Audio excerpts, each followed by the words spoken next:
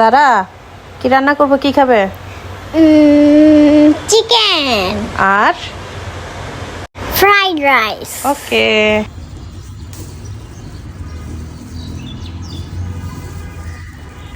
আসসালামু আলাইকুম সবাইকে। এই তো সবগুলো উপকরণ আমি রেডি করে নিলাম, তো আপনাদেরকে একে একে সবগুলো উপকরণ দেখিয়ে দিচ্ছি।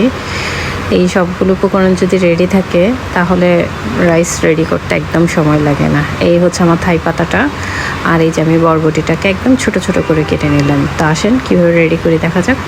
প্রথমে তেলে রসুন আর পেঁয়াজ কাঁচামরিচ দিলাম, একে একে পাতাকপি, গাজর, বরবটি, তারপরে সবগুলো ভালো করে নাড়াচাড়া দিয়ে সেখানে দিয়ে দিলাম ক্যাপসিকাম, আগে থেকে ভেজে থাকা মুরগি, আর একটু করে চিকেন পাউডার দিয়ে দিচ্ছি, chilli sauce, soya sauce, tomato sauce, সবগুলো উপকরণ একসাথে দিয়ে ভালো করে মিশিয়ে এখন দিয়ে দিব আগে থেকে পোলাও চাল দিয়ে রান্না করা ভাত। এখন দিয়ে দিলাম আগে থেকে ভাজা ডিম, কাঁচামরিচ আর থাই পাতা।